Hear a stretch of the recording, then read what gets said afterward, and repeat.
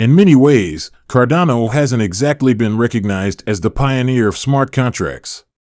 All of these other features have also been done, but Cardano is a true innovator in this regard because they developed governance first. I want to discuss some of the recent issues with this strategy in the video I'm posting today. Why it is still a really good thing, and why. Therefore, in case you were unaware, Cardano has a treasury in this treasury. If we scroll down, we can see that there are currently more over a billion ADA, which is equivalent to $500 million USD. But ultimately, at the height of the garage price, this was much more valuable. This would be valued at $10 billion if Cardano were present. There are numerous uses for this treasure. But for the most part, this treasury merely declines right now.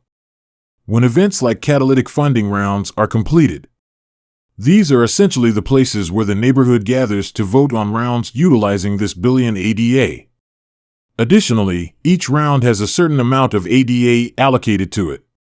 For various categories. Your vote is your ADA.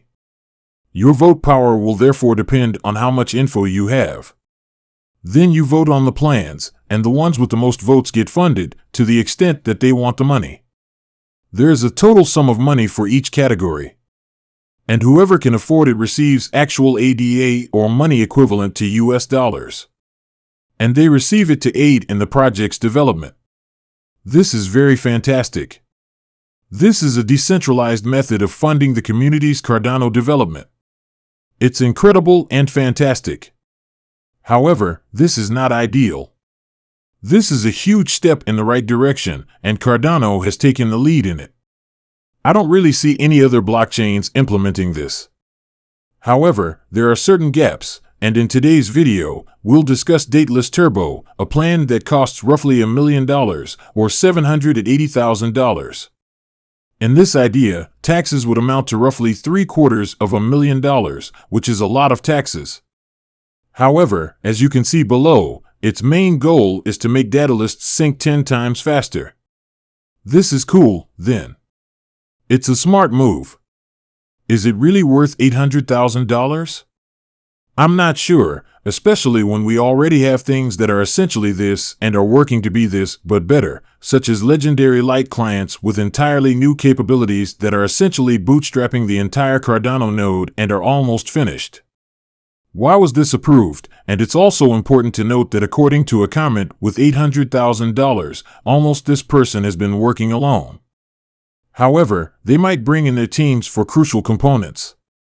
So it's a little hazy. So, as a proposal, we're going to investigate this situation a little more thoroughly. Because, as you can see, 2,000 wallets support this proposition.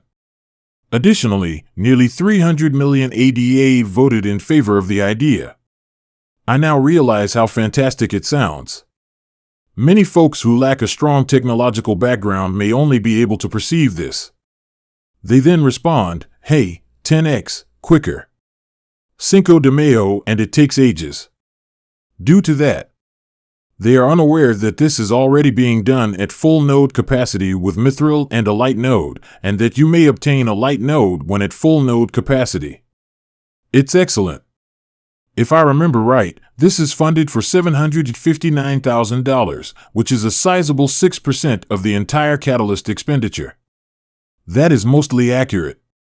As demonstrated here. There are votes. Yes. Tuna 9,000 casts 235,009,000 negative votes. Sorry. Many votes, then. No, it is clear that a large number of people oppose this. However, there were still 63 million votes cast in his favor, giving him a net majority of 8. As a result, it received funding. If you wish to watch a video on this subject, Charles Hoskinson has one. I'll put a link to it in the description below. But I also want to delve further into the underlying issues with catalysts, why they are an issue, and how they can be solved. We also need to find solutions. Not that I know all the solutions. But why Catalyst isn't great in general. Due to the fact that this is a decentralized process, Cardano has the benefit of being first to market. No one is going to intervene to stop this IO. I suppose that they have the Treasury's keys, therefore technically, Hong Kong might be able to do so. However, I don't believe they should because I believe in a decentralized approach. This is successful, and we take away a lesson from it. We close the gaps in the system and go on to the following catalytic cycle, which will be improved. Suraj also contributed a short thread. This step included in Project Catalyst to prevent such an event is the proposal finalizing stage. He makes a bunch of gray threads talking about Datalist or was genuinely infeasible in the current condition and it has gotten financed. Here is Datalist Turbo received funding, which represents 6% of the total catalytic budget after seasoned proposal assessors or VPS approved proposals to move on to the voting round. And I'm saying this to a group of people who have never worked on a blockchain before. Therefore, we want everything related to blockchain to be secure, private, and protected when it comes to our keys. Will this be something that can accomplish all of that? And whether you can trust a particular developer or team depends on your own judgment as well as their experience and level of expertise. For example, even after the core data community raised concerns about this proposal through unofficial channels like YouTube videos, scroll down to see them, and other items like spaces, it was still included in the voting phase. Additionally, the present VPS's general lack of accountability and technical expertise led to the funding of this plan. Suraj and I both concur. In this case, IOHK participates in the post-voting procedure. Removing this is not the answer. Instead, we need a procedure that ensures stronger quality control and the technical viability of the suggestions in order for them to be implemented. Additionally, they reach a specific financial threshold if we require them. Therefore, they should probably get some double checking if they are above a particular quantity. Because if there is a lot of money being spent here, there are other initiatives that could really use the money. Even if it just amounts to 20 to 50,000 Cardano, that is a significant sum for many proposals and would keep them running. TYFA mod and other things require this money, and I don't want to see it go somewhere that it could have gone to a better place. Things running right now for free are technically not in profit. People claim that this is centralization, thus. Actually, there is decentralization, but this is an illustration of the shortcomings of decentralized systems. And this is a setback for the decentralized system that we are now using. Therefore, it must be improved. Regarding the procedure that led to this ridiculous application receiving funding, Charles didn't go into great detail in this video. There isn't really much else to say about that from his perspective. We need a procedure that provides thorough quality control, so if you want to watch the film, click on the link in the description. That isn't actually happening right now. Additionally, there are a lot of individuals making fun of or criticizing this event in general because it is such a significant issue. Furthermore, we do not want this to occur again. $700,000 might have been used to sponsor a number of dApps and tools that have been developing for a while now, essentially with no money in their pockets. So, there is cause for concern there. Our fuel money machine borrowed 200 million and ate up votes, download everything else, pay back the loan, and bro down. If you keep doing this, eventually you'll have enough money to avoid taking out a loan. And the best part of it isn't even that. We are currently working on something called Cardano Mithril, as I already indicated, so that you can bootstrap a node if necessary. This is pretty much the maximum turbo setting. A bootstrap node wrapped up in a light client would be much faster than TEDx sync times because Datalist operates on a full quarter node and is wrapped in the UI, making it extremely sluggish to sync. Just give that some thought. Many people are discussing Datalist Turbo and this plan on Twitter because it wasn't something that ought to have passed the pre-voting stage, especially considering the amount of money involved. For the Cardano first mover approach to decentralized government governance and ways to build up community funds that aren't always only through one, voter approval, saying this is good to proceed, this is a general eye-opener. The tougher regulations on items that are expensive for the ecosystem.